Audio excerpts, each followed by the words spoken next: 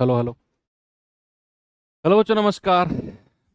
Good morning. कैसे हैं सभी लोग? उम्मीद करता हूँ बहुत अच्छे होंगे। तो परसेंटेज, आगे बढ़ते हैं। और कल एक दो क्वेश्चन हमारे छूट गए थे। एक तो लास्ट में जल्दबाजी में वो कॉन्सेप्ट मैं आपको सही से नहीं बता पाया था, इनकम टैक्स वाला, मतलब फॉर्मूलेज लिखवा देते उस क्वेश्चन पे जाके कुछ पढ़ने में मिसअंडरस्टैंडिंग हुई थी। तो उसे कर लेते हैं और फिर उसके बाद में अ, हम लोग अपने जो इलेक्शन वाले सवाल हैं उन्हें कर लेते हैं, ठीक है? तो ज़्यादा टाइम ना लेते हुए हम बढ़ते हैं आगे। भाई, कल का जो ये क्वेश्चन था ना, इसको दरअसल दो बार मैंने पढ़ा भी और उतने अच्छे से इसको समझ नहीं पाए। क्या है दरअसल, मैं आपको बताता हूँ। सवाल है, यदि आयकर में 19% की वृद्धि होती है ये वाले वर्ड ने, तो ये वाले वर्ड ने,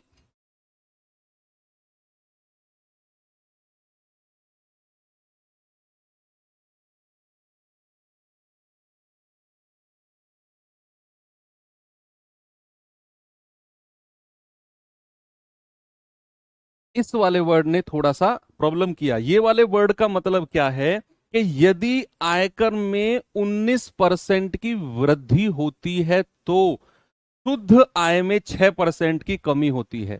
यानी कि इस तो का मतलब है कि अगर आयकर 19% बढ़ता है तो इस 19% बढ़ने की वजह से जो हमारा नेट इनकम है वो 6% कम हो जाता है।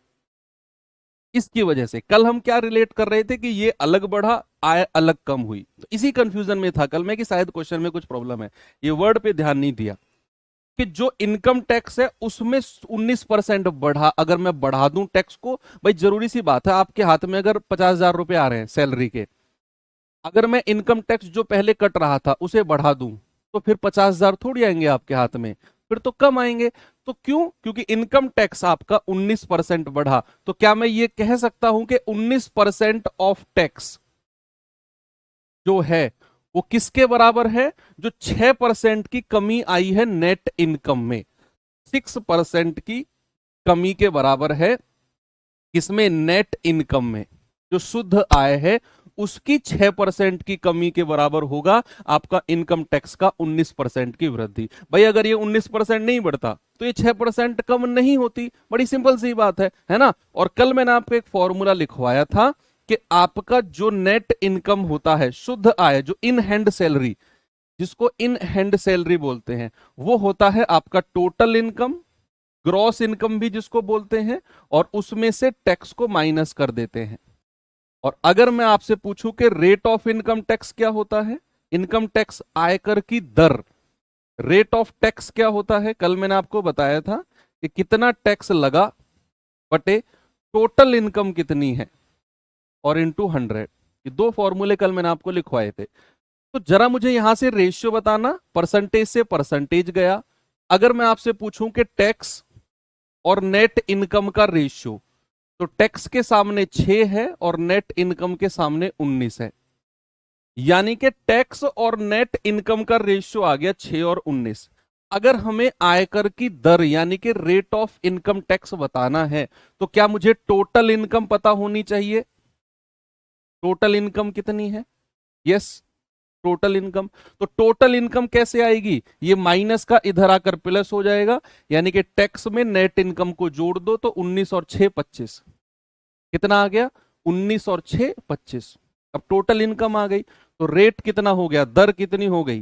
तो दर हो जाएगी, टैक्स कितना लगा है जी 6, और टोटल इनकम कितनी है जी 25, और गुणा 100। तो आप कहेंगे 25 चौके 100 और 6 चौके 24। तो रेट ऑफ इनकम टैक्स कितना हो गया बच्चा? 24% का। ये था सवाल।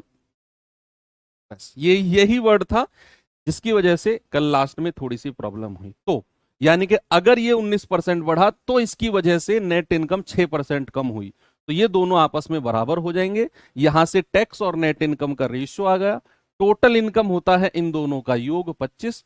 तो रेट ऑफ इनकम टैक्स आ गया 6/25 गुणा 100 will be 24%। Okay, very good. अगर मैं आपको एक और सवाल दे दूं इसी में ही, अगर मैं बच्चे एक और क्वेश्चन आपको देता हूं, देखो अगर आप इसको डायरेक्ट करना चाहो, बहुत सारे लोग इसको डायरेक्ट रटते हैं, कैसे रटेंगे?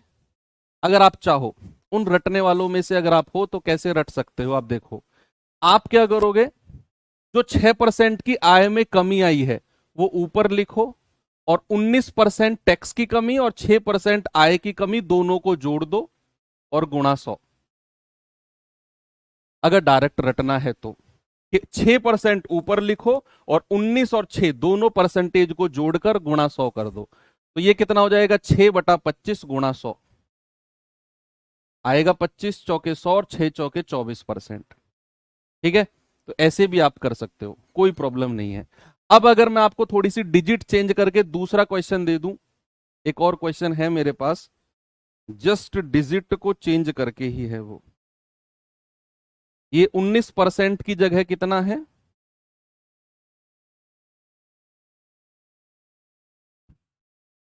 ये है 20% और ये है 2%। तो मुझे आंसर बता दो लगभग लगभग किसके बराबर होगा। मैं चारों ऑप्शन चेंज कर रहा हूं, 6%, 9%, 7% और 11%। आपको आंसर बताना है लगभग में, अप्रोक्सीमेट आंसर बताना है। बताओ, लगभग में आंसर बताना है। यदि आयकर में 20% की वृद्धि हुई तो शुद्ध आय में 2% की कमी हो गई, तो आयकर की दर बताओ, और वो भी अप्रोक्सीमेट यानी कि लगभग। अब आप इसे या तो वो इस तरीके से कर लो भाई, या फिर जो तरीका मैंने बताया इस तरीके से कर लो। ये रटने वाला तरीका थोड़ी बताया मैंने आपको, फिर तो मैंने आपको डिटेल में समझाया कि भैया 19% की कमी जो होगी ये 6% के बराबर होगी। यहां से आपका रेशियो बन जाएगा, टोटल इनकम होती है आपकी टैक्स में, अगर नेट इनकम को जोड़ देते हो 19 और 6 25, तो आपका रेट कितना हो जाएगा? टैक्स है 6 रुपए का, टोटल है 25 गुणा 100, 24%। इसमें क्या रटवा दिया मैंने आपको? एक बच्चा कह रहा है सर आप भी तो रटवा रहे हो, इसमें क्या रटवा दिया भैया? अब मैं 100% श्योर कह सकता हूं, आप में से 90 क्या 99% लोग उसी तरीके से जाएंगे जो मैंने बाद में बताया कि भाई कुछ लोग ऐसे रटते हैं। 100% आप उसी तरीके से जाओगे, कोई बच्चा रेशियो मेथड से करेगा ही नहीं इसे।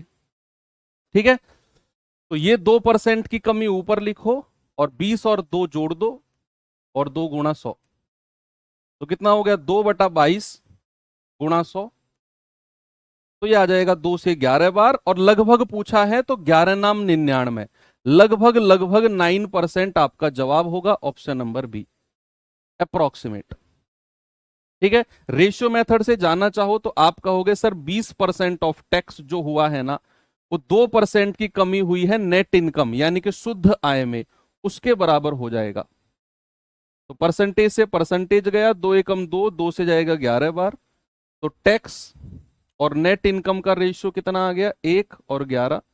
तो टोटल इनकम कितनी हो जाएगी? दोनों को जोड़ दो, 11 और 1 12, सॉरी 10, 10 है ना, तो 10 और 1 11, और टोटल इनकम कितनी है? 11। तो टैक्स रेट कितना हो जाएगा? टैक्स की दर कितनी हो जाएगी? 1 रुपए का टैक्स, टोटल 11 पर गुणा 100, तो लगभग वही आपका 9% के बराबर। ठीक है, चलिए, तो यहां तक होती हैं आपकी चीजें एंड, और अब हम चलते हैं अपने चुनाव संबंधित प्रश्न, यानी कि election related question. Election related question ये भी मैंने आपको, अगर आपने देखा होगा, रामबाण सीरीज में मैंने कराया है। ठीक है, तो अगर रामबाण सीरीज में कराया है तो इसका मतलब है भैया ये टॉपिक बहुत इंपॉर्टेंट है, इलेक्शन रिलेटेड क्वेश्चन। अब इलेक्शन रिलेटेड क्वेश्चन में मैं सीधा आपको सवालों पे नहीं ले जाऊंगा, मैं आपको इसकी पहले शब्दावली यानी कि टर्मिनोलॉजी के बारे में बताऊंगा कि चुनाव में जो टर्मिनोलॉजी, जो शब्द शब्दावली, जो हम वर्ड यूज करते हैं, एक्चुअल में उनका मतलब है क्या, और कौन कौन से वर्ड हम चुनाव में यूज करते हैं। तो सबसे पहले हम इसकी टर्मिनोलॉजीज पढ़ लेते हैं, टर्म्स पढ़ लेते हैं, कौन कौन से टर्म्स हम इसमें यूज करते हैं। भाई सबसे पहला आता है आपका total vote. Total vote, total vote का मतलब होता है कुल मत। क्या होता है बच्चा? हिंदी में कहते हैं इसको कुल मत। कुल मत, देखो एक छोटी सी स्टोरी मैं शुरू करूंगा और उस छोटी सी स्टोरी में ही आपको सारी चीजें पता चल जाएंगी। ऐसा सोचो कि आपका गांव है और आपके गांव में सरपंच का या प्रधानी का कुछ तो चुनाव होता होगा। तो आपके गांव में सपोज दैट प्रधानी का चुनाव हुआ या होना है, तो सबसे पहले क्या देखा जाएगा कि इस गांव की वोट कितनी है। इस गांव की वोट कितनी है, सबसे पहले यही देखा जाएगा। यस और नो? भाई मान लो आपके गांव में इस गांव की वोट कितनी है, इसका क्या मतलब है? इसका मतलब है ऐसे इस गांव में कितने लोग हैं जिनका वोटर आईडी कार्ड बना हुआ है। ऐसे कितने लोग हैं जिनका वोटर आईडी कार्ड बना हुआ है या वोटर लिस्ट में नाम है। आपने देखा होगा जब चुनाव हो पास आते हैं तो जो गांव में है वो ढिंडोरा पिटता है कि भैया वो सरकारी स्कूल पे आते हैं गांव में, चौपाल पे आते हैं कि वो इलेक्शन वाले आए हुए हैं और अपन जिन जिन का नाम वोटर लिस्ट में नहीं है वो नाम चढ़वा लो अपना। तो नाम चढ़वा लो का मतलब ये नहीं कि नाम लिख लो, मतलब अपना अपना वोटर आईडी कार्ड बनवा लो। तो वो होता है आपका टोटल वोट, ऐसे लोग जिनके वोटर आईडी कार्ड बने हुए हैं। अब पहला तो हो गया ये, इनका डेफिनेशन नहीं लिखनी, बस टर्मिनोलॉजीज लिखनी है। दूसरा लिखना है आपको मतदान। मतदान, मतदान का मतलब है भैया कितने लोगों ने वोट किया। Total vote polled, total vote polled, polled. इसका क्या मतलब है? इसका मतलब है भाई एक बात बताओ, आपके गांव में मान लो 1000 लोग ऐसे हैं जिनका वोटर आईडी कार्ड बना हुआ है। सपोज दैट 1000 लोग ऐसे हैं जिनका वोटर आईडी कार्ड बना हुआ है। जब इलेक्शन होता है क्या वो 1000 के 1000 लोग वोट डालने जाते हैं? बोलो, क्या वो 1000 के 1000 लोग वोट डालने जाते हैं क्या? नहीं भाई। 60%, 70%, मैं कह रहा हूँ 60% तो बहुत बड़ी बात है। अगर वोट डालने लोग चले भी गए तो 50-55% लोग ही वोट डालने जाते हैं। कुछ लोग गांव से बाहर गए हुए हैं, कुछ लोग शहर में रहकर कमाई कर रहे हैं, कुछ लोग कोई बुजुर्ग है वो अपनी चारपाई से उठ सकता नहीं है। कुछ तो ऐसे ऐसे खुरापाती प्रत्याशी होते हैं जो प्रधानी के चुनाव के लिए खड़े होते हैं कि अगर कोई बुजुर्ग खाट पे से खड़ा नहीं है ना, उसकी खटिया को 4 लोग कंधे पे धर के ले जाते हैं कि बाबा हम हैं, टेंशन मत लो। वोट डलवाया, खटिया वहीं सरकारी स्कूल पे पड़ी है, बाबा वहीं लेटा हुआ है। ले जाने की जिम्मेदारी है उन 4 लोगों की, आने की नहीं है। अब उसको बेचारे को कोई और ला रहा है फिर कंधे पे रख के बाबा को। तो ऐसे भी लोग हैं जो नहीं जा सकते हैं वोट डालने। तो मैं बात कर रहा हूं मतदान, यानी कि ऐसे लोग जिन्होंने वोट डाला, ऐसे लोग जिन्होंने वोट डाला, पहली बात। अब तीसरा नंबर आता है आपका वैध, वैध और अवैध मत। वैध और अवैध मत यानी कि वैलिड, वैलिड और इनवैलिड, वैलिड और इनवैलिड वोट। अब ये क्या होता है भैया? भाई वैलिड और इनवैलिड वोट क्या होता है इसको समझो थोड़ा। अच्छा, कोई भी वोट वैलिड है या इनवैलिड है कब पता चलेगा? जब वो वोट डाल देगा तभी पता चलेगा ना।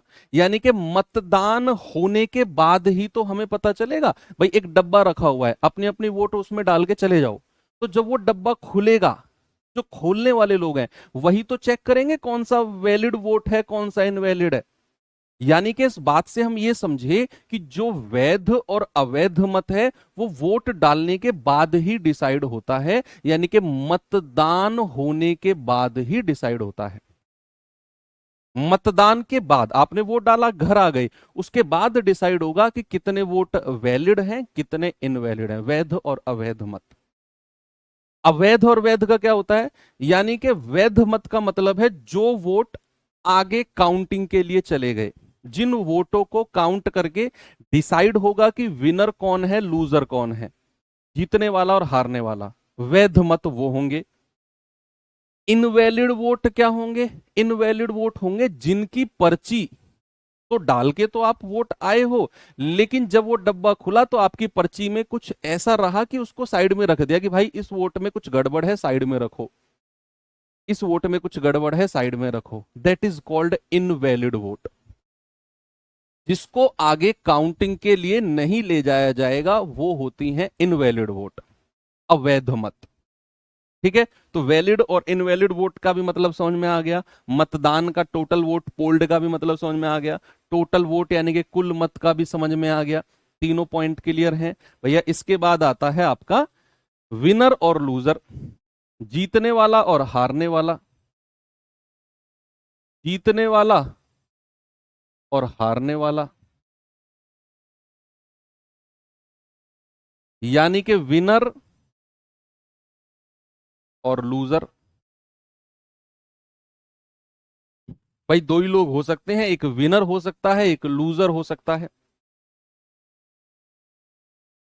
अब मान लो दो से ज्यादा लोग अगर इलेक्शन में खड़े हैं तब भी एक ही जीतेगा, बाकी सारे लोग हार जाएंगे, है ना। विनर तो एक ही होता है, बाकी लोग हार जाएंगे।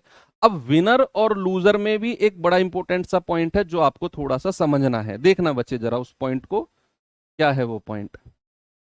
भाई मान लो किसी इलेक्शन में एक व्यक्ति को मिले हैं, मान लो ए को मिले हैं सपोज दैट टोटल 1000 वोट है, या फिर टोटल की जरूरत नहीं है, मान लो इसको मिले हैं 700 वोट और दूसरे को मिले हैं सपोज 500 वोट। ए को मिले हैं 700 वोट, दूसरे को मिले हैं 500 वोट। अगर मैं आपसे कहूं कौन जीता है तो आप कहेंगे सर ए जीत गया। कौन हारा है? सर बी हार गया। अगर मैं आपसे कहूं कि जो जीतने वाला बंदा है ए, वो कितने मतों से जीता है, कितने वोट से जीता है, क्या आप मुझे बता सकते हो सभी लोग? कि अगर मैं आपसे पूछूं कि जो जीतने वाला बंदा है ए, यह कितने वोट से जीता है। जब भी ये वर्ड आपको दिखे ना, कितने वोट से जीता है, तो हमेशा याद रखना कि जो अपना सबसे नजदीक वाला प्रतिद्वंदी होगा ना, सबसे नजदीक वाला प्रतिद्वंदी, उससे डिफरेंस कितना है, अंतर कितना है। तो 700 और 500 का अंतर कितना है? आप कहेंगे 200 मतों से जीता है।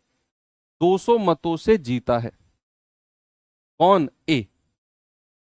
हमेशा अपने नजदीक वाला बंदा जो हारा है उससे डिफरेंस, अंतर देखते हैं। सपोज दैट अगर इसी बात को मैं कहूं कि एक बंदा है उसको मिले हैं 70% वोट और दूसरे वाले को मिले हैं 30% वोट, पर टोटल तो 100% होता है। टोटल कितना? 100% होता है। तो 70 और 30 100, तो एक को मिले 70%, दूसरे को मिले 30%। तो कौन जीता? ए जीत गया। कौन हारा? बी हार गया। अगर मैं आपसे कहूं जो जीतने वाला बंदा है वो कितने परसेंट वोटों से जीता है, अगर मैं आपसे कहूं कि जो जीतने वाला बंदा है बच्चा वो कितने परसेंट वोटों से जीता है, यहां भी आप परसेंटेज का डिफरेंस ले लोगे। आप कहोगे कि 70 और 30 का डिफरेंस होता है सर 40, तो 40% से जीता है। कितने से जीता है? 40% से जीता है। विनर जो है वो आपका 40% के अंतर से जीता है। हमेशा चाहे परसेंटेज कहे चाहे एग्जैक्ट वोट कहे, हमेशा आपने डिफरेंस लेना है। बात क्लियर है? यस। चलो, इतनी चीज आपको समझ में आ गई तो अब हम चलते हैं अपने सवालों के पास। और बेसिक सवाल से मैं शुरुआत करूंगा और पहला क्वेश्चन ये रहा आपके सामने। देखेंगे जरा बच्चे इसको।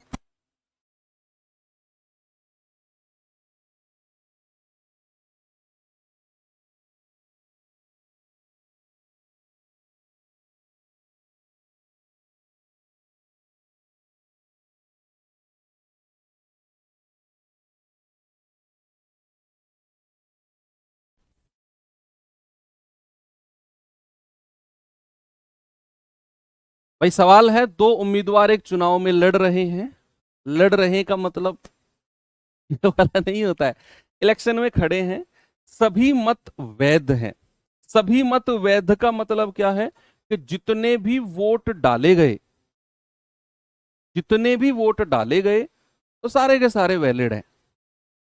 कह रहे एक उम्मीदवार जिसे 38% मत मिले 28,800 मतों से हार गया, तो डाले गए मतों की कुल संख्या कितनी है? भाई एक बात बताओ, एक उम्मीदवार को 38% मिला है तो दूसरे वाले को कितना मिला होगा?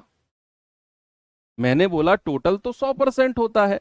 अगर एक को 38% मिला है तो दूसरे वाले को कितना मिला होगा? दूसरे वाले को मिला होगा 100 माइनस 38, यानी कि सर 62% मिला होगा इसे।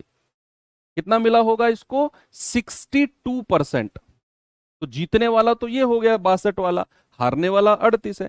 आगे सवाल ने क्या बोला कि जिसको 38% मत मिले हैं ना, वो 28,800 से हार गया। अब 28,800 से तो हारा है, जरा मुझे बताओ परसेंटेज में कितने परसेंट के डिफरेंस से हारा है? भाई इसको 62 मिला, इसको 38 मिला, तो क्या मैं ये कह सकता हूं बच्चे कि ये 24% मतों से हारा है? क्या मैं ये कह सकता हूं कि 24% के डिफरेंस, 24% के अंतर से हारा है? आप कहेंगे हाँ जी सर बिल्कुल सही बात है। और वो किसके बराबर होगा? वो होगा 28,800 के बराबर। तो 1% किसके बराबर होगा बच्चा? बटा 24। तो 24 एकम 24, 24 दूनी 48, यानी कि 1200। तो 100% की वैल्यू बतानी है आपको, टोटल मतों की संख्या 1200 गुणा 100, यानी कि 1,20,000। क्या बात सही है कि टोटल मत कितने हैं? 1,20,000। बिल्कुल सही है। आराम से कर लिया, आसान सिंपल सा क्वेश्चन था। आगे बढ़े, धीरे धीरे लेवल बढ़ाऊंगा, डोंट वरी। इस सवाल पे आओ जरा।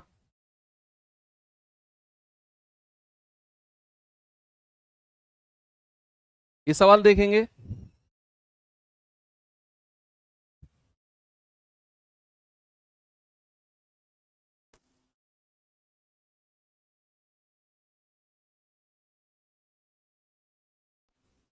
बहुत सिंपल सवाल है, जस्ट आप पढ़ेंगे समझ जाएंगे आप क्या है सवाल में।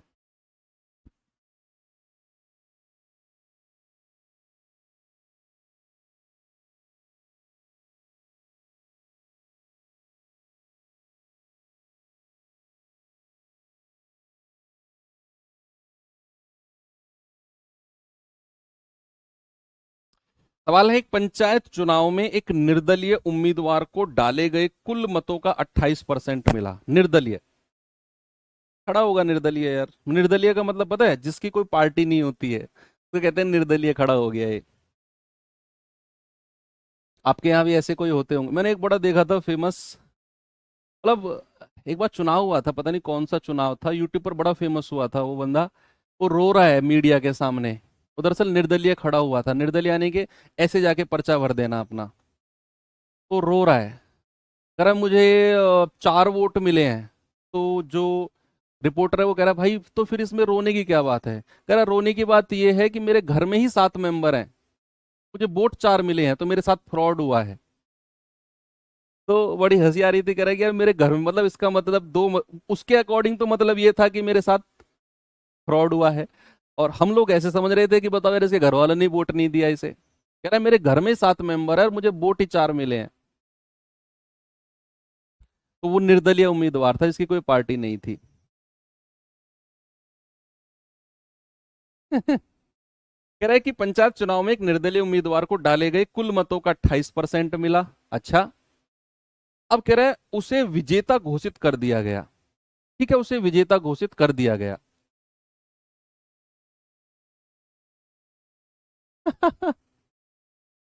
ठीक है, कह रहा है जो शेष मत हैं, जो बाकी बचे हुए मत हैं, उनको 3 राष्ट्रीय दलों के उम्मीदवारों के बीच समान रूप से बांटा गया। जो परसेंट में मत बच गए थे ना, उनको 3 लोगों में बराबर बराबर बांटा गया। यदि डाले गए टोटल मत 1200 हैं, तो राष्ट्रीय दल के उम्मीदवार में से प्रत्येक को कितने मत मिले? कितना सिंपल सवाल है भाई। टोटल तो 100% होते हैं, टोटल तो 100% होते हैं। अब जो निर्दलीय है, जो निर्दलीय है उसको कितने मिले हैं? 28%। तो बच कितने गए हैं? शेष कितने बचे हैं रिमेनिंग? आप कहेंगे 100 में से 28 हटा दो, सर 72% मत बच गए। 72% वोट जो हैं ये बच गए। अब कह रहे हैं इन 72% को राष्ट्रीय दलों के उम्मीदवारों के बीच समान रूप से बांटा गया है। और कितने हैं? 3 लोग हैं, 3 लोगों के बीच समान रूप से बांटा गया। तो 72 को 3 से भाग कर दो तो 24% आ जाएगा भाई। 24 और 24 तीन लोगों के बीच बांट दिया। 24 कहां से आया भाई? तीन लोगों के बीच बांटना है तो 72/3 कितना हो गया? 24%। तो 24 तीन लोगों के बीच बांट दिया। अब कह रहा है टोटल मत अगर 1200 है तो राष्ट्रीय दल के प्रत्येक को कितना वोट मिला। तो आपने क्या करना है? 1200 का 24% निकालना है। 1200 का 24%, 12 चौक 48, 12 दूनी 24, 4 28, यानी कि जो राष्ट्रीय दल का प्रत्येक मेंबर है उसको 288 वोट मिले हैं। कितने वोट मिले हैं? उसको 288 वोट। चलिए और आगे चलते हैं।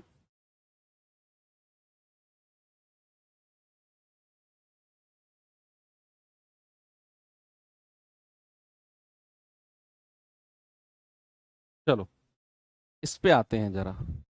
अब यहां मैं एक लाइन पे थोड़ा सा ज्यादा फोकस करूंगा, एक लाइन पे थोड़ा ज्यादा फोकस, क्योंकि वो लाइन पूरे सवाल के जज्बात को बदल देती है, पूरे सवाल के करने के तरीके को बदल देगी। हाँ, और समझने के तरीके को भी बदल देगी वो एक लाइन। और वो लाइन क्या है? पहले आप सवाल को पढ़ो फिर मैं आपको दिखाऊंगा। कह रहा है दो उम्मीदवारों के बीच एक चुनाव में एक उम्मीदवार को कुल वैध मतों का, ये लाइन है। अभी पहले पूरे सवाल को पढ़ो आप। एक उम्मीदवार को कुल वैध मतों का 48% मिला। ओके, कह रहा है 18% मत जो थे वो अवैध थे, इनवैलिड थे। यदि कुल मतों की संख्या 17,500 थी तो दूसरे उम्मीदवार को कितने मत मिले हैं? अब यहां पर जो एक लाइन है जिसने पूरे सवाल के जज्बात को बदल दिया वो है ये वाली, कि एक उम्मीदवार को वैध मतों का 48% मिला। अभी आपको मैं कुछ और सवाल भी कराऊंगा जिनमें यह लिखा होगा कि उम्मीदवार को कुल मतों का, जहां वैध मत नहीं लिखा होगा, केवल यह लिखा होगा कि कुल मतों का 48% ऑफ वैलिड वोट। जहां पर आपको लिखा होगा 48% of the total vote, valid word नहीं लिखा होगा, वो सवाल अलग होगा। उसे करने का तरीका अलग होगा, उसे करने का तरीका अलग होगा। अभी जहां पर जिन सवालों में वैध मतों का 48% या वैध मतों का कितना भी परसेंट मिले, उन सवालों को करने का क्या तरीका होता है उन्हें देखेंगे। जहां पर यह लिखा होगा ना कुल मतों का, वो मैं आपको थोड़ी देर में बताऊंगा। आएंगे वो सवाल भी, उन्हें करने का तरीका भी चेंज होगा। क्यों होगा, कैसे होगा, मैं आपको बताऊंगा। जब भी ऐसा सवाल आए कि वैध मतों का इतना परसेंट मिला, ये आपको करना है वन लाइनर मेथड से। किससे? वन लाइनर मेथड से, कि भैया कुल मतों की संख्या कितनी है? 17,500। यहां लिख दो।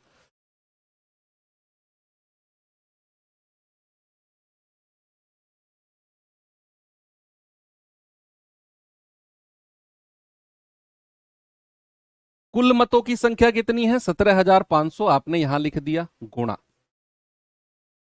अच्छा एक बात बताओ, वैध मतों का मतलब, अरे भाई कहां थे यार तुम शुरू, जब मैं टर्मिनोलॉजी आपको पढ़ा रहा हूं, जब मैंने आपको शब्दावली पढ़ाई, कहां थे उस टाइम पे? मैंने बताया था वैध क्या होते हैं, अवैध क्या होते हैं। वैध मत होते हैं जिनको काउंटिंग के लिए आगे भेजा जाए। तो जिन मतों को काउंटिंग के लिए आगे भेजा गया उसका 48% मिला है उसे। इसीलिए तो मैंने टर्मिनोलॉजी पढ़ाई भाई शुरू में। शुरू में तो गायब रहते हो, फिर आपको एकदम डी लगा देते हो कमेंट की वैध मतों का मतलब, वैध मतों का मतलब क्या है, इसका मतलब कुटने का काम करते हो तुम। तो कुल मत थे 17,500, आपने लिख दिया। अब कह रहा है कि 18% तो अवैध हो गए। भैया 18% क्या हो गए? अवैध। अच्छा मुझे एक बात बताओ, अगर 18% अवैध हैं तो वैध मत कितने होंगे, वैलिड कितने होंगे? भाई अगर 18% वोट इनवैलिड है, इनवैलिड, जिनको काउंटिंग के लिए नहीं भेजा गया। तो ऐसे कितने परसेंट वोट हैं जिनको आगे भेजा गया है काउंटिंग के लिए, बोलो। ऐसे कितने वोट हैं जिनको आगे भेजा गया? तो 100 में से 18 माइनस कर दो सर, 17,500 का 82% है। ये है जो आपके वैध मत हैं, जो वैलिड वोट है। 82%, 17,500 का 82% आपका वैलिड यानी कि वैध मत है। अब सवाल ने बोला है कि एक उम्मीदवार को वैध मतों का 48% मिला है, तो दूसरे वाले को कितना मिला होगा? दूसरे वाले को तो 100 में से 48 घटा दो, दूसरे वाले को 52 मिला होगा। बोलो भाई, वैध मतों का अगर एक उम्मीदवार को 48% मिला है, तो दूसरे वाले को 100 माइनस 48 यानी कि 52% मिला होगा, 52%। बहुत सारे लोग क्या करेंगे, 82 में से 48 माइनस करेंगे। अरे भाई ऐसे नहीं करना है। ये 82 क्या है? ये इस 17,500 का 82% है। 17,500 का 82% क्या है? ये तो आपके वैध मत है, वैलिड वोट है। अब कह रहे हैं इन वैध मतों में से 48% तो एक बंदे को मिला, तो कह रहा है दूसरे वाले को कितना मिला होगा? तो मैंने कहा अगर 48% एक को मिला है, तो भैया 100 में से 48 घटा दो, दूसरे वाले को 52% मिला होगा। तो यानी कि आप कहोगे कि इसका 52% निकाल दो। इसका क्या करो, इसका 52% निकाल दो, तो दूसरे वाले के मत आपको मिल जाएंगे। बस ये वन लाइनर मेथड लगेगा जहां भी आपको वैध मतों का परसेंटेज दिया होगा। वैध मतों का परसेंटेज जहां दिया होगा वहां हम वन लाइनर मेथड लगाएंगे। ठीक है, बताइए भाई। अगर 18% अवैध मत है, तो वैध मत कितने होंगे? 100 में से 18 घटा दो, 82% आपके वैध मत हो जाएंगे। 100 में से 18 घटाने पे 82 आया है। तो इसको सॉल्व करके बताना जरा। 2 जीरो से 2 जीरो गया, 25 सत्ते 175, 25 चौकू 100, 4 से जाएगा 13 बार, 13 की गुणा इसमें करना, 13 दूनी 26, हासिल का 2, 13 अट्ठे 104 और 2 106, और उसकी गुणा किस में करना है? 7 में। तो 7 छिंग 42, 7 छिंग 42 और 4 46, 7004, 7 एकम 7। तो 7462 ये आपके मत हैं जो दूसरे वाले उम्मीदवार को मिले हैं। कितना बचा? 7462।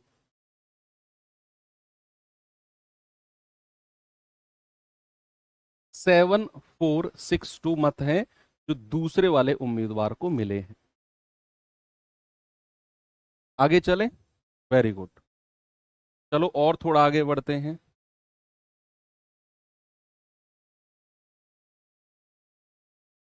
इस सवाल को देखेंगे जरा।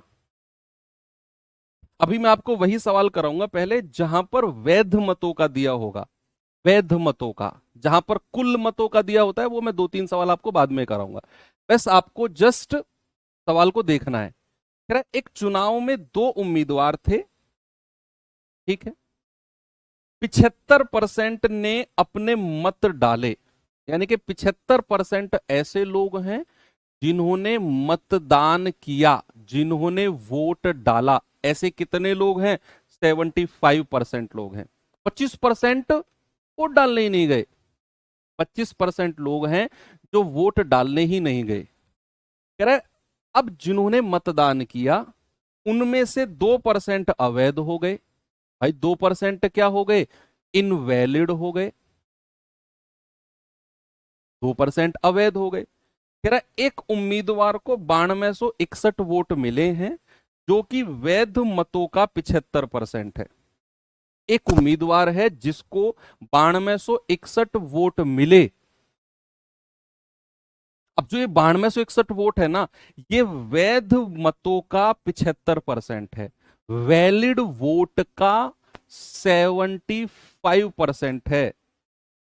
तो नामांकित मतदाताओं की कुल संख्या क्या है हमें नहीं पता। पिछले सवाल में हमें 17,500 टोटल मत दिए हुए थे, लेकिन यहां पर हमें नहीं दिए हुए कि कितने मत हैं, यहां पूछ लिया हमसे। क्या हमें जो परसेंटेज दिया हुआ है, एक उम्मीदवार को 9261 मिले, जो कि वैध मतों का 75% है। जो एक उम्मीदवार को इतने वोट मिले हैं वो वैध मतों का 75% है। तो क्या मैं इसे वन लाइनर मेथड से कर सकता हूं? क्या मैं इसे वन लाइनर मेथड से कर सकता हूं? यस और नो? बिल्कुल कर सकता हूं, क्योंकि यहां पर जो एक उम्मीदवार के वोट दिए हुए हैं उनकी कैलकुलेशन वैध मतों में से हो रही है, वैलिड वोट में से हो रही है। इसीलिए हम इसे वन लाइनर मेथड से कर सकते हैं। अब हमसे पूछा है कि नामांकित मतदाताओं की कुल संख्या कितनी है। नामांकित टोटल ऐसे कितने लोग हैं जिनके वोटर आईडी कार्ड बने हुए हैं, ये आपसे पूछ रहा है। तो हमें नहीं पता कितने लोग हैं, मैंने मान लिया ए, यानी कि ए ऐसे लोग हैं जिनके वोटर आईडी कार्ड बने हुए हैं, ऐसे लोगों की संख्या है ए। अब सवाल के शुरू से पढ़ना स्टार्ट करते हैं। कह रहा है कि भैया 75% ने तो अपना मत डाला है। भाई मैंने कहा ए ऐसी संख्या है जिनके वोटर आईडी कार्ड बने हुए हैं। अब इनमें से भी 75% ऐसे हैं जो वोट डालने गए। भाई ऐसे लोगों की संख्या परसेंटेज में 75% है जिन्होंने अपना वोट जाके डाला है। तो कितने? 75%। तो गुणा 75/100। ये तो वो लोग हो गए जिन्होंने अपना वोट डाला, जिन्होंने अपना वोट डाला। ठीक है, आगे बढ़ो। फिर कह रहा है इनमें से, अब जब वोट डल गया, मैंने आपको जो शुरू में टर्मिनोलॉजी पढ़ाई थी, मैंने बोला था ना कि जो वैध और अवैध मत हैं ये कब देखे जाएंगे? जब वोट डल जाए। जब आप वोट डाल के घर आ गए हो, वो डब्बा खुलेगा, उसके बाद ये डिसाइड होगा कौन सा वोट वैलिड है, कौन सा वोट इनवैलिड है। तो अब वोट कितने लोगों ने डाला? 75% ने। अब सवाल कह रहा है कि भैया 2% अवैध हो गए। अच्छा मुझे एक बात बताओ, अगर 2% अवैध हैं तो फिर वैलिड, वैध कितने हो गए? 100 में से 2 घटा दो। भाई अगर 2% इनवैलिड हो गए तो वैलिड कितने हैं? 100 में से 2 घटा दो, वैध मत हो जाएंगे 98%। कितने होंगे बच्चा? 98%। ये क्या है? ये आपके वैध मत हो गए, वैध मत हो गए 98%। इतनी बात समझ में आ गई? 2% मत अवैध थे तो 100 में से 2 घटाया, 98 वैध हो गए। अब कह रहा है एक उम्मीदवार को 9261 वोट मिले जो कि वैध मतों का 75% है, जो कि वैध मतों का 75%। अब वैध मत तो हमारे ये हैं। अब क्या मैं अगर इसका 75% निकालता हूं, क्या मैं अगर इस वैध मतों का 75% निकालता हूं, क्या वो 9261 के बराबर होगा? बोलो। भाई एक उम्मीदवार को 9261 वोट मिले हैं जो कि वैध मतों का 75% है। मैंने आपसे बोला कि यहां से यहां तक 75 वैध मत है हमारे, इनका 75% निकाला, 9261 के बराबर कर दिया। तो यहां से एक ही वैल्यू निकालो काटा पीटी करके, वही आपका जवाब होगा। बस यही करना है आपने। बताओ जल्दी से जवाब क्या होगा?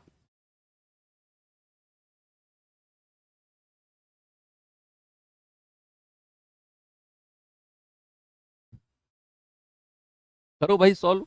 25 तिया 75, 25 चौकू 100। 25 तिया 75, 25 चौके 100। ठीक है, 2 से जाएगा 49 बार और 2 से जाएगा 2 बार। इसको 3 से काटें क्या? 3 तिया 9, 0 3 अट्ठे 24, 3 सत्ते 21। फिर 3 से काटे क्या? 3 धाम 30, 29 बार। अब ये 49 से कटेगा क्या? 49 दूनी 98 और 49 एकम 49। यस। तो ऊपर वाली वैल्यू तो सारी कट गई, बराबर कितना हो जाएगा? 21 गुणा, और नीचे वाली वैल्यू कितनी है? 4 दूनी 8 और ये 2 जीरो। भाई चार ऊपर वाली वैल्यू तो सारी कट गई, काटा पीटे का खेल है यहाँ सारा। ऊपर वाली वैल्यू तो सारी कट गई, 9261 से 21 बचा, 21 और ये 4 दूनी 8 और 100 में गुणा होके 800 उधर जाकर मल्टीप्लाई हो जाएगा।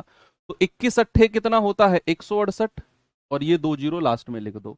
यानी कि टोटल जो वोट हैं, जिन लोगों के वोटर आईडी कार्ड बने हुए हैं, ऐसे 16,800 लोग हैं। ऐसे कितने लोग हैं जिनके वोटर आईडी कार्ड बने हुए हैं बच्चा? ऐसे 16,800। तो जब भी किसी एक उम्मीदवार के वोट आपको इस तरीके से दिए हों, वैध मतों का वैध मतों का वैध मतों का, तो आप वन लाइनर मेथड लगाओगे वहां पर।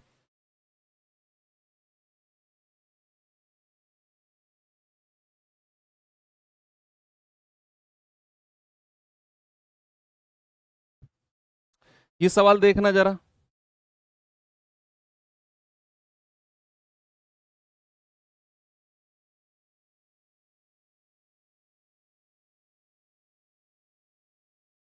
ये सवाल करो, फिर आपको मैं वो सवाल कराता हूं जहां पर कुल मतों का दिया होगा, जहां पर कुल मतों का। ये सवाल थोड़ा सा अलग है, रटना नहीं है बिल्कुल भी। एक कॉलेज के चुनाव में सीमा और गीता को कुल वैध मतों का 4-5 के अनुपात में मत मिले, 4-5 के रेशियो में। कह रहा है यदि 15,000 मतों में से 19% मत अवैध थे, इनवैलिड थे, तो सीमा और गीता के पक्ष में पड़े मतों के बीच डिफरेंस क्या होगा, अंतर क्या होगा, ये आपसे पूछा है। भाई कह रहा है कि ये सीमा है और ये गीता है, इनको वैध मतों का कुछ रेशियो मिला है, कितना 4-5 लिखा है ना उसने, कि सीमा और गीता को कुल वैध मतों का 4-5 के रेशियो में मिला, 4-5 के अनुपात में मिला। अब कह रहा है कि यदि 15,000 में से 19% अवैध हैं। अच्छा एक बात बताओ, अगर 15,000 में से 19% अवैध हो गए तो फिर वैध मत कितने रहे होंगे? अगर मैं आपसे वैलिड वोट पूछ लूं तो क्या आप ये कह सकते हो कि भैया 15,000 तो टोटल हैं और उसमें से अगर 19% अवैध हो गए तो क्या 81% वैध होंगे? भाई अगर 19% अवैध हो गए तो क्या 81% वैध होंगे कि नहीं? आप कहेंगे हाँ। तो जीरो, 15 एकम 15, 15 अट्ठे 120 और 121, यानी कि वैलिड वोट हो गए 12,150। ये वैध मत है। ये क्या है? ये वैध मत है, वैलिड वोट है। अब इन्हीं वैलिड वोट को सीमा और गीता में बांटा गया है। तो 4 और 5 मिलकर कितना हुआ? 9। तो 9 यूनिट की वैल्यू कितनी है भाई? 4 और 5, 9 की वैल्यू है 12,150। एक यूनिट की वैल्यू कितनी होगी? बटा 9। तो 9 एकम 9, 3, 9 तिया 27, 9 पंजे 45। एक यूनिट का मतलब है 1350। आपसे कह रहा है सीमा और गीता के बीच डिफरेंस कितना है, अंतर। तो भैया डिफरेंस कितना है? एक यूनिट का ही डिफरेंस है। तो एक यूनिट की वैल्यू कितनी हो जाएगी? यही आपका 1350 हो जाएगी। Option number C. कितना हो जाएगी? 1350।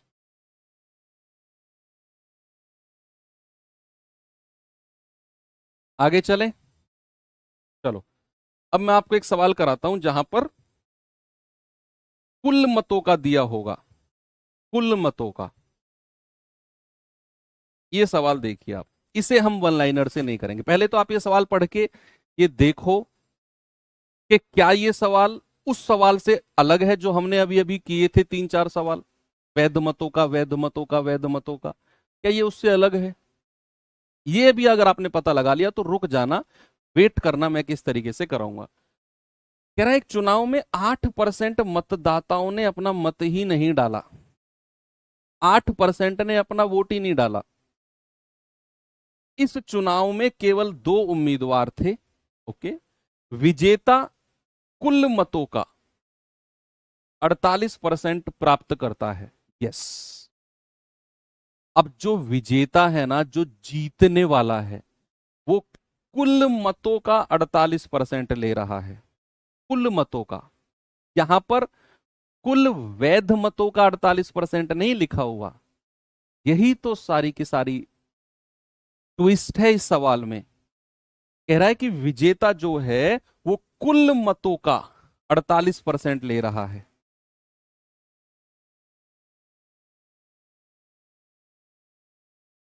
अब कह रहा है कि अपने प्रतिद्वंदी को 110 मतों से हरा देता है। तो चुनाव में मतदाताओं की कुल संख्या कितनी थी? अब मैं आपको इस सवाल में सबसे पहले तो मैंने आपको यह बताया कि डिफरेंस क्या निकालना है, कि विजेता को कुल मतों का 48% है। तो इसे वन लाइनर मेथड से नहीं करेंगे, क्योंकि विजेता की कैलकुलेशन जो हुई है ना, वो कुल मतों में से हुई है। पहले मैं आपको एक छोटा सा एग्जाम्पल देता हूं, थोड़ा सा रिलैक्स करो।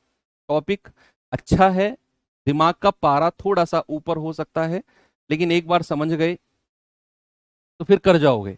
अच्छे सवाल बनते हैं इससे, और बन रहे हैं आजकल एग्जाम में, बन रहे हैं चुनाव से। थोड़ा रिलैक्स करो, मैं आपको बताता हूं। भाई, आप दो भाई हो। आप क्या हो? आप दो भाई हो। आपके फादर साहब की सैलरी है सपोज दैट 50,000 रुपया। एक नॉर्मल सी बात है। आपके नहीं, किसी और का एग्जाम्पल ले लेते हैं। कभी ज्यादा मिलती हो आपके फादर साहब का, बुरा मान जाओ, तो सर 50,000 कम बता रहे हो आप तो मान लो ये दो, इसके ए बंदा, ये कोई बंदा है, इसके दो बेटे हैं ए और बी। ए और बी दो बेटे हैं इसके। इस बात जो मैं कह रहा हूं ना, इस बात को समझो, सवाल का आंसर तो निकाल दोगे आप। मैं डिफरेंस जो अंतर है ना कुल मतों का, ये समझाने की कोशिश कर रहा हूं आपको, कि भैया एक बंदा है, उसकी सैलरी 50,000 है, और दो बेटे हैं ए और बी। अब सैलरी में से उसने फिक्स कर रखा है कि भैया मैं 15,000 अपने दो बेटों को दूंगा। अपनी सैलरी में से 15,000 दो बेटों को दूंगा। तो ए को दिया है मान लो 10,000 रुपया, और बी को दिया है 5,000 रुपया। टोटल उसने फिक्स कर रखा था कि भैया 15,000 रुपया इन दोनों बेटों को देना है। 15,000 इन दोनों बेटों को देना है। एक को दिया 10,000, एक को दिया 5,000। अब मैं पहुंच गया, ये खड़ा मैंने इस बंदे से पूछा, पहले वाले से, तुम्हें कितने पैसे मिले हैं पॉकेट मनी के? वो कहेगा जी 10,000 मिले हैं सर। मैंने दूसरे वाले से पूछा, तुम्हें कितने मिले हैं? वो कहेगा जी 5,000 मिले हैं सर। छोटा था वो। अब अगर मैं आपसे पूछूं इस वाले बंदे से कि तुम्हें पापा की सैलरी का कितना परसेंट मिला, पापा की सैलरी का कितना परसेंट मिला, तो क्या बोलोगे तुम कहोगे सर मुझे मिला है 10,000 रुपया, बटे पापा की सैलरी है 50,000 रुपया, और गुणा 100। तो आप कहोगे कि सर मुझे तो पापा की सैलरी का 20% मिला है। पापा की सैलरी का 20%, पापा की सैलरी का कितना? 20%। बेशक उसने अपनी कैलकुलेशन पापा की सैलरी में से की हो, समझना बात को, बेशक इस बंदे ने अपनी कैलकुलेशन पापा की सैलरी में से की हो, लेकिन उसे मिली तो पॉकेट मनी इस 15,000 में से ही होगी। भाई उसने अपने 10,000 का जो परसेंटेज निकाला है वो 50,000 में से निकाला है, पापा की सैलरी का 20%। लेकिन कैलकुलेशन तो कहीं से भी करता रहे, मिले तो उसे ये 10,000 रुपए 15,000 में से ही होंगे ना, 15,000 में से ही मिले होंगे उसे ये 10,000 रुपए। कैलकुलेशन कहीं से भी करते रहो तुम। अब तो यही यहां पर फंडा है। एक और एग्जांपल देता हूं मैं आपको, कि भाई मान लो आपके पास जो आपकी जो संपत्ति है ना पूरे घर की, मान लो वो 1 करोड़ रुपए की संपत्ति है आपके घर में। आपके हिस्से में आते हैं मान लो 20 लाख रुपए, सपोज दैट आपके हिस्से में आते हैं 20 लाख रुपए। 1 करोड़ की संपत्ति पूरे घर की है, सब कुछ सारी वैल्यू मिलाकर। अब आप कहोगे कि मेरे पास है 20 लाख रुपए, किसमें से मिले हैं? उस 1 करोड़ की संपत्ति में से। अब आप अपनी कैलकुलेशन उसमें से करने लगो, जाके अंबानी के पैसे में से, कि अंबानी के पास है मान लो 100 करोड़ रुपए सपोज दैट, और मेरे पास 20 लाख है, तो 20 लाख बटे 100 करोड़ गुणा 100। अपनी परसेंटेज अंबानी में से करने लगो। तो क्या अंबानी अपने पैसे में से तुम्हें निकाल के दे देगा? क्या नहीं। 20 लाख तो उसी 1 करोड़ में से मिले होंगे आपको। कैलकुलेशन कहीं से भी करते रहो आप। सर इतनी बड़ी आपने रामायण सुनाई, इससे क्या मतलब है? इससे मतलब है क्योंकि ये वन लाइनर मेथड से नहीं होगा। ये सवाल ऐसे होगा कि आप मानकर चलो कि कुल मत, आप मानकर चलो कि जो कुल मत है ना वो 100 है, 100% नहीं, 100 मान के चलो, 100 वोट है, परसेंटेज में नहीं, 100 वोट में ही मान के चलो कि 100 वोट है टोटल। अब कह रहा है 8% ने अपना मत नहीं दिया, तो फिर मतदान कितने लोगों ने किया होगा, जरा बताना मुझे, कितने लोगों ने वोट दिया होगा भाई? 8% अगर मैं इसमें से घटाऊंगा तो 92 लोगों ने मतदान किया होगा। 100 में से 8 माइनस कर दो, 100 में से 8 माइनस कर दो, तो मतदान कितने लोगों ने किया होगा? मतदान किया होगा 92 लोगों ने, 92 लोगों ने। अब इन्हीं लोगों में से दो लोग डिसाइड होंगे, एक विनर और एक लूजर। 92 में से दो लोग डिसाइड होंगे, एक विनर और एक लूजर। सवाल ने कहा जो विजेता है ना उसे कुल मतों का 48% मिला है। अब जो विनर आ गया, अब सामने देखो, पेन साइड में रख के सामने देखो, अगली 2 मिनट आपके लिए कंफ्यूजन क्रिएट भी कर सकती है और कंफ्यूजन को दूर भी कर सकती है। सामने फोकस रहेगा तो कंफ्यूजन नहीं होगा। अब इस लाइन को पढ़ो, जो विजेता है उसे कुल मतों का 48%। अब जो विनर है इसे 48% वोट मिले हैं, किसके? कुल मतों के। और कुल मत कितना है? 100। भाई कुल मत कितना है? 100। तो विजेता को कितने वोट मिल गए? 48। अब मैंने आपसे बोला जो विजेता है उसने अपनी कैलकुलेशन कहां से की है? कुल मतों में से। कुल मत कितने थे? 100। लेकिन जो ये 48 वोट मिले होंगे, मिले तो इस 92 में से ही होंगे इसको। भाई 48% उसे टोटल मतों का मिला, कुल मतों का। उसने अपनी कैलकुलेशन कुल मतों में से की कि कुल मत 100 है, उसका 48%, 48 आ गया। अब मैं उसी लाइन को रिपीट करूंगा जिसे मैंने 2 एग्जाम्पल से आपको समझाया कि उसने अपनी कैलकुलेशन कुल मतों में से की, उसे मिले 48 वोट। लेकिन ये 48 वोट इसे मिले तो 92 में से ही होंगे ना। कैलकुलेशन तो कहीं से भी करता रहे अपनी, कैलकुलेशन तो अपनी कहीं से भी करता रहे, ये 48 वोट मिले इस 92 में से ही होंगे, तो दूसरे वाले बंदे को मिले होंगे 92 माइनस 48, 44 वोट। दूसरे वाले को कितने मिले होंगे? 44। अब ये है इस बात का फंडा कि भैया बेशक उसने अपनी कैलकुलेशन कुल मतों में से की 48%, लेकिन ये 48 मिले इस 92 में से ही होंगे, तो दूसरे वाले को मिले 44। दूसरे वाले को कितने? 44। तो कितने मतों से हार गया भैया? ये डिफरेंस कितना है? 4 का। और सवाल कहता है 110 मतों से हरा देता है। तो 4 यूनिट का मतलब 110, 1 यूनिट का मतलब 110/4। तो कह रहा है मतदाताओं की कुल संख्या, तो 100 यूनिट का मतलब आपसे पूछा है, तो 110/4 गुणा 100। तो 4 से जाएगा 25 बार, ये आ गया 2750। कितना आ गया भैया? 2750। ऑप्शन नंबर बी हमारा सही है। ये है दोनों में अंतर।